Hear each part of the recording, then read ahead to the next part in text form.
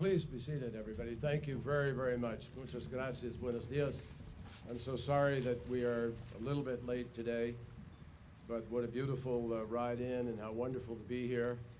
And I thank you for leaving my future transportation out here in back of me. I love it.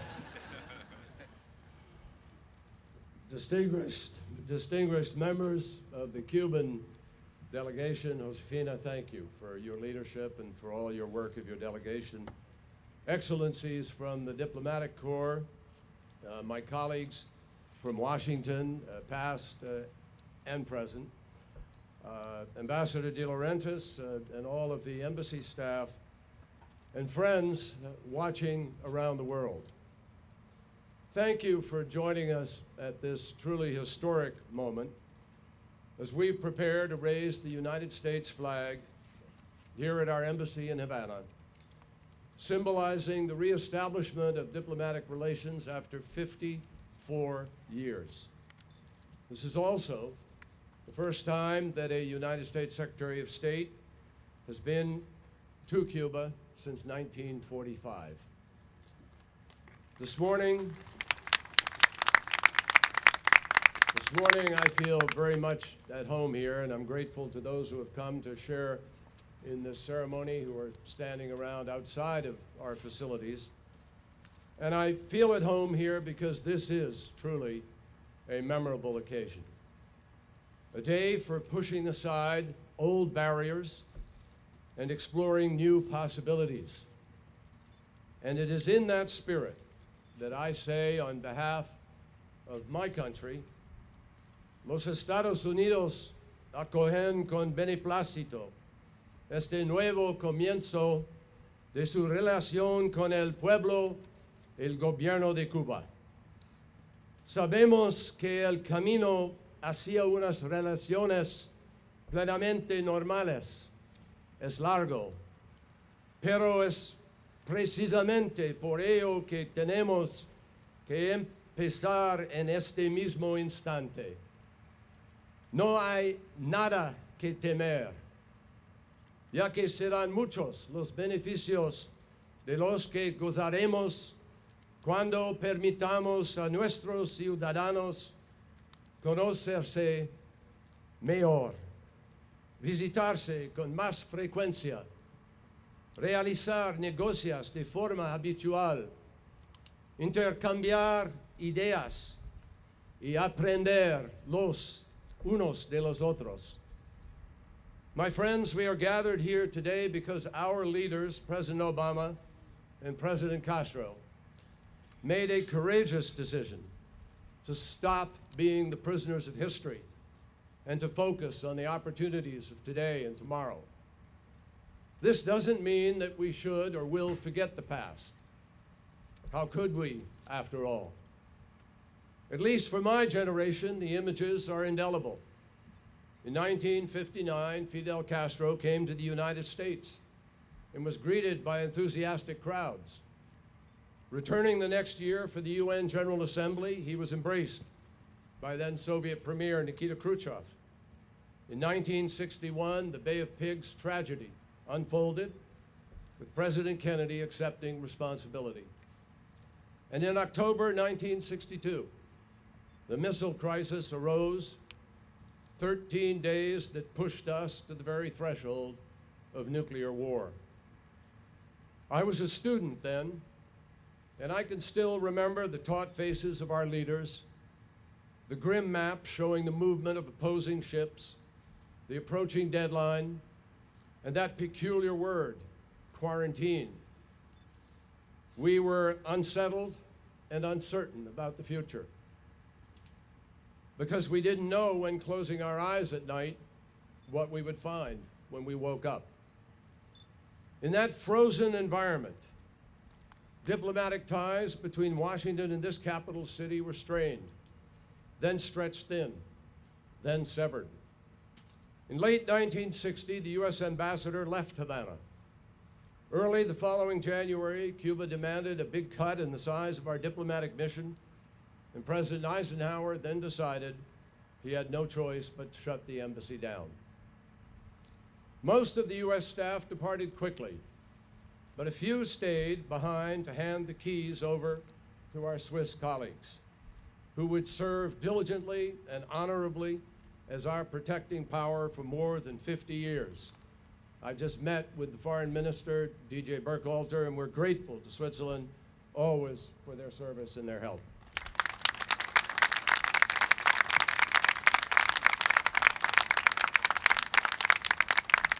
Among those remaining at the embassy were 3 Marine Guards: Larry Morris, Mike East, and Jim Tracy. As they stepped outside, they were confronted by a large crowd standing between them and the flagpole. Tensions were high.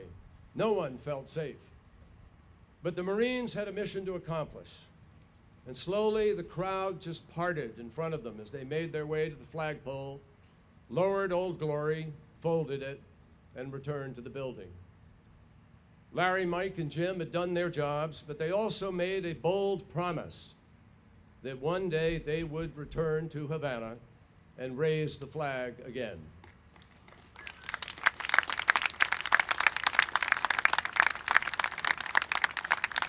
At the time, no one could have imagined how distant that day would be. For more than half a century, U.S.-Cuban relations have been suspended in the amber of Cold War politics. In the interim, a whole generation of Americans and Cubans have grown up and grown old.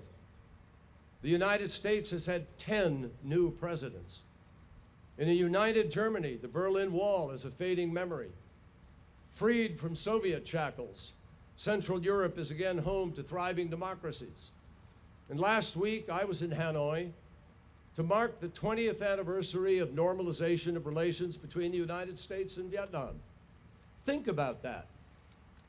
A long and terrible war that inflicted indelible scars on body and mind, followed by 2 decades of mutual healing, followed by another 2 decades of diplomatic and commercial engagement. In this period, Vietnam evolved from a country torn apart by violence into a dynamic society with one of the world's fastest growing economies. And all that time, through reconciliation, through normalization, Cuban-American relations remained locked in the past. Meanwhile, new technologies enabled people everywhere to benefit from shared projects across vast stretches of ocean and land. My friends, it doesn't take a GPS to realize that the road of mutual isolation and estrangement that the United States and Cuba were traveling was not the right one, and that the time has come for us to move in a more promising direction.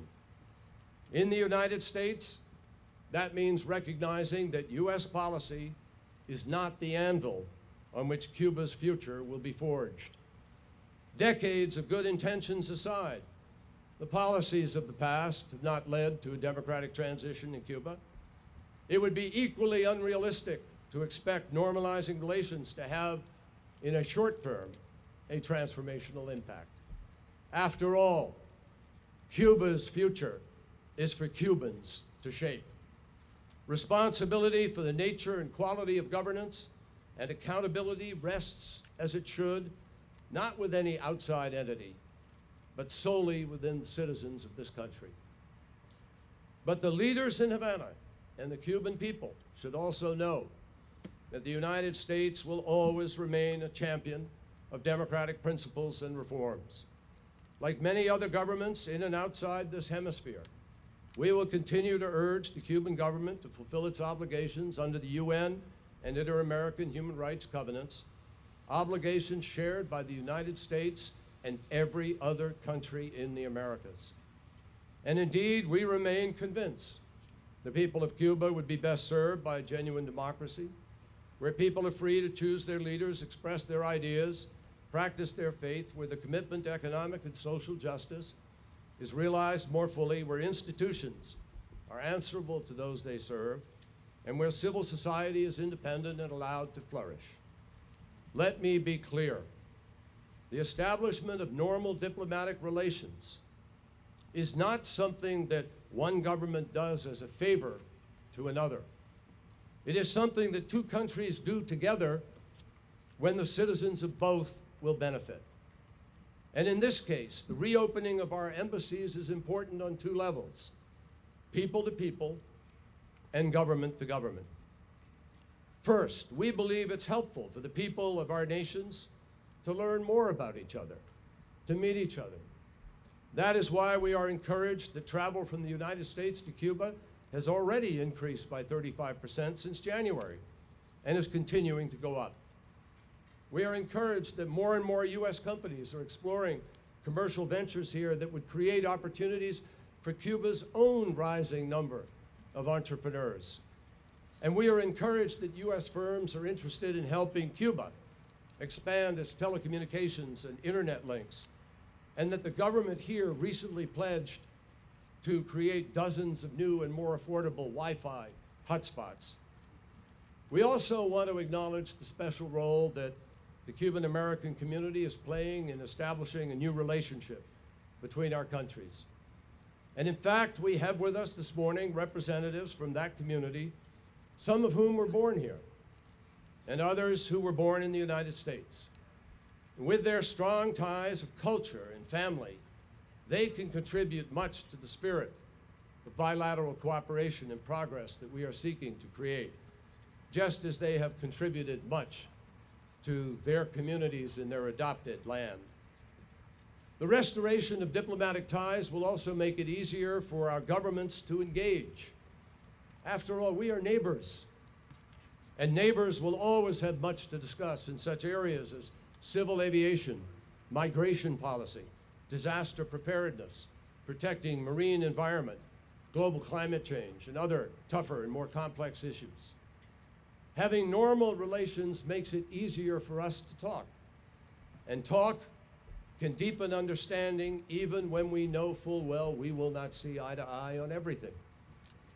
We are all aware that notwithstanding President Obama's new policy, the overall U.S. embargo on trade with Cuba remains in place and can only be lifted by congressional action, a step that we strongly favor. For now,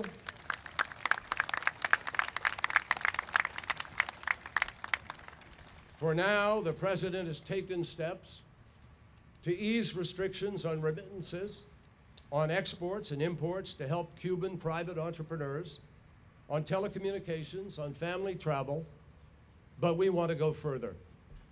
The goal of all of these changes is to help Cubans connect to the world and to improve their lives. And just as we are doing our part, we urge the Cuban government to make it less difficult for their citizens to start businesses, to engage in trade, access information online. The embargo has always been something of a two-way street. Both sides need to remove restrictions that have been holding Cubans back. And before closing, I want to sincerely thank leaders throughout the Americas who have long urged the United States and Cuba to restore normal ties.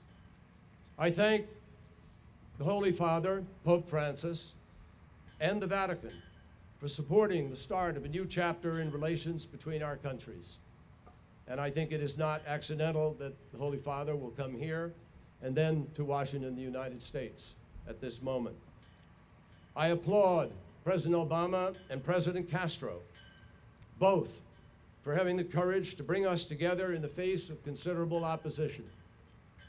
I am grateful to Assistant Secretary of State Roberta Jacobson and her team, to our counterparts in the Cuban Foreign Ministry, to our Chief of Mission, Ambassador Jeff De Laurentiis, and his extraordinary staff, for all of the hard work that has led up to this day. And I just say to our wonderful embassy staff, if you think you've been busy these past months, hold on to your seatbelts.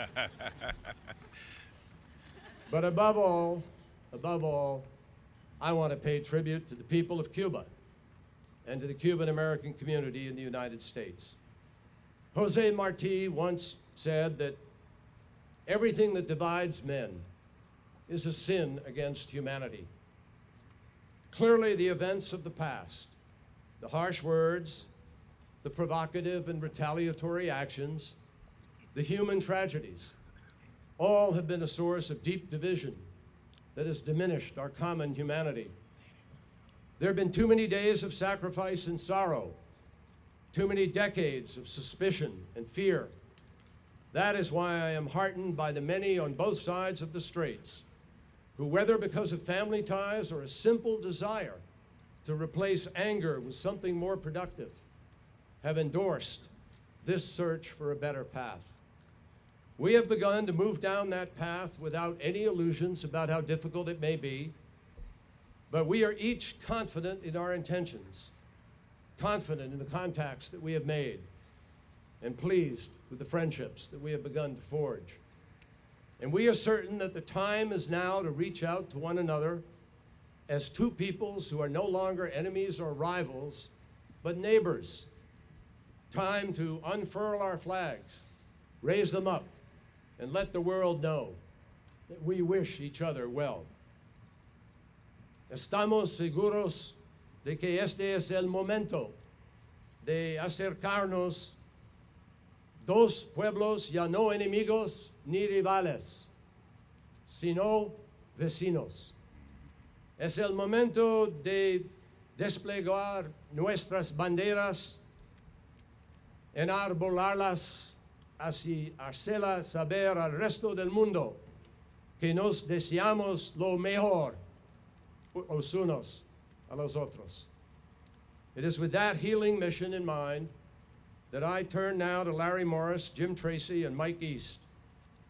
54 years ago, you gentlemen promised to return to Havana and hoist the flag over the United States Embassy that you lowered on that January day long ago. Today, I invite you on behalf of President Obama and the American people to fulfill that pledge by presenting the Stars and Stripes to be raised by members of our current military detachment.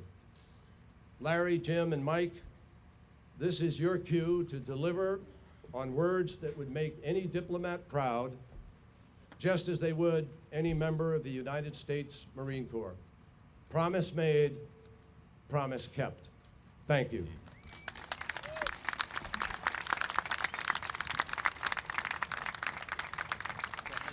Ladies and gentlemen, please rise for the raising of the flag and the national anthem of the United States.